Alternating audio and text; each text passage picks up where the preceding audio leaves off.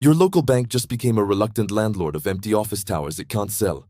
Walk through any major American city right now. Count the vacant office floors. The percentage is staggering. In San Francisco, the office vacancy rate hit 36% in 2024. That's more than one-third of all commercial space sitting empty. Houston reached 28%. New York crossed 20% in Manhattan. These aren't temporary gaps between tenants. These are structural vacancies created by remote work, which erase demand for millions of square feet almost overnight. But here's what matters. Somebody owns those buildings. Specifically, somebody borrowed money to own those buildings, and that somebody can't pay it back. Commercial real estate in the United States is worth roughly $20 trillion. About $5.6 trillion of that is financed through mortgages and loans. Banks hold most of that debt. When those loans default, which they are doing right now at accelerating rates, your bank doesn't get money back. It gets a building nobody wants. A bank makes a commercial real estate loan based on the income the property generates. An office building worth $100 million isn't valued at replacement cost. It's valued based on rental income. If tenants pay $8 million annually in rent, the building is worth something around $100 million at market cap rates. But when tenants leave and don't return, that income disappears. The building might now generate $4 million annually. Its value drops to $50 million. Suddenly, the $70 million loan the bank made is underwater. The building securing that loan is worth less than the debt. The borrower defaults, the bank forecloses. Now the bank owns a half-empty office tower in a market where buyers don't exist. Regional banks are particularly exposed. They hold about 70% of all commercial real estate loans in America. That's $2.8 trillion in direct exposure sitting on the balance sheets of institutions you've probably never heard of. When Silicon Valley Bank collapsed in 2023, regulators discovered it had significant CRE exposure beyond its tech loan portfolio. That wasn't unique. First Republic Bank, which also failed in 2023, held billions in commercial real estate debt tied to San Francisco properties that were plummeting in value. Between 1986 and 1995, over 1,000 savings and loan institutions failed in America. The crisis wiped out $160 billion in value, equivalent to roughly $380 billion today. Commercial real estate was the trigger. In the early 1980s, S&Ls were allowed to make commercial real estate loans for the first time. They rushed in. Texas, specifically, became ground zero. Oil prices collapsed in 1982. The Texas economy imploded. Office buildings in Houston and Dallas emptied out. The S&Ls holding those loans failed in waves. The federal government created the Resolution Trust Corporation to liquidate the assets of failed institutions. The RTC ended up owning and selling thousands of commercial properties. Taxpayers covered the losses. The final bill reached $132 billion in direct costs. Japan offers another precedent. In 1990, Japanese commercial real estate was valued at 4 times the entire US real estate market, despite Japan having a fraction of the land area. Banks had loaned trillions of yen against inflated property values. When the bubble popped, Japanese banks spent decades hiding bad loans on their balance sheets. They became zombie banks, technically solvent but functionally dead. Japan's economy stagnated for 20 years. They called it the lost decade, but it lasted 2.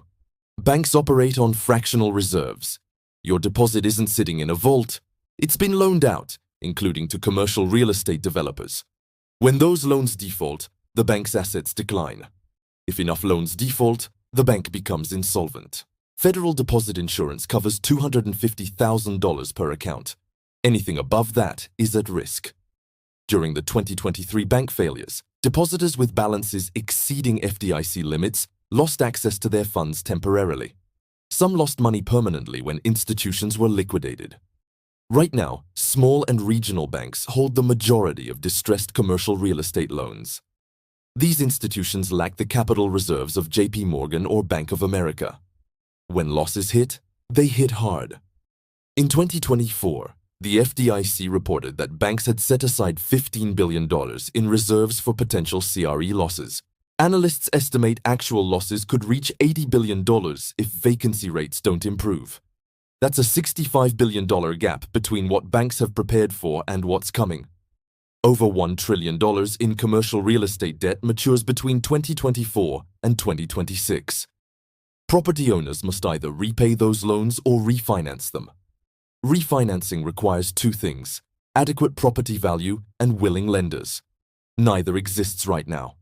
Property values have fallen 20% to 40% in major markets.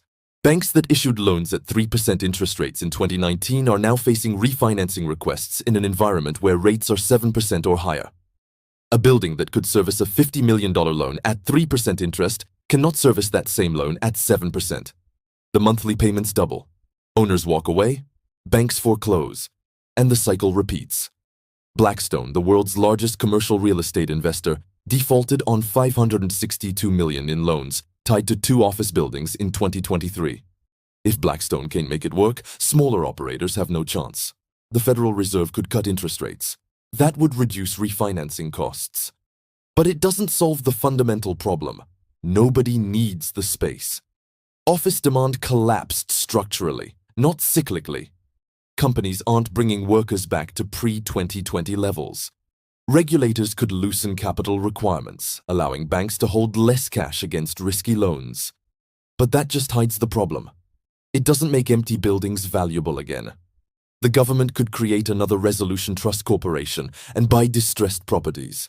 That worked in the 1990s because demand eventually returned. This time, the demand might never come back. Converting office buildings to residential use sounds logical. It's extremely expensive. Most office buildings lack the plumbing, electrical, and ventilation systems required for apartments. The cost of conversion often exceeds the building's value. When office buildings fail, the damage spreads. Property tax revenues collapse. Cities that depended on commercial real estate taxes face budget crises. San Francisco's projected budget deficit for 2025 is $800 million, driven largely by declining property tax revenue. Retail businesses near office buildings lose customers. Restaurants, coffee shops, and service providers that catered to office workers shut down. That creates more vacant commercial space, further depressing property values. Construction jobs disappear. No developer is building new office space in a market flooded with vacancies. Commercial construction employment dropped 3% nationally in 2024. Pension funds and insurance companies hold commercial mortgage-backed securities. These are bonds backed by pools of commercial real estate loans. When the underlying properties default, those bonds lose value. Pension funds in states like California and Illinois have significant CMBS exposure. Unlike residential foreclosures, commercial real estate failures happen quietly. There are no families being evicted on camera, just buildings slowly emptying out and banks quietly adding reserves for losses they hope won't materialize. The International Monetary Fund warned in 2024 that U.S. commercial real estate poses systemic risks to the financial system. The Financial Stability Board echoed that concern. These aren't fringe analysts. These are the institutions that monitor global financial stability. European banks also carry commercial real estate exposure, particularly in London and Frankfurt. Deutsche Bank reported $18 billion in CRE loans in 2024. Swiss banks hold significant positions in commercial properties across Europe. If one major bank fails due to CRE losses, contagion becomes possible. Credit markets freeze. Other banks stop lending. The feedback loop that triggered the 2008 crisis repeats, just with office buildings instead of houses. The SNL crisis cost taxpayers $132 billion. Japan's commercial real estate collapse erased a generation of economic growth. Those were warnings. The difference now is scale. The buildings are taller, the loans are bigger, and the banks holding those loans are the ones with your deposits. The refinancing wall hits in 2025. Vacancy rates aren't improving, interest rates remain elevated, and nobody's figured out what to do with 36% vacant office space in San Francisco or the billions in underwater loans sitting on bank balance sheets. The pattern doesn't change. Leverage creates empires during booms and collapses during busts. Commercial real estate is always the last to peak and the first to crash. Banks always believe they're different. They never are.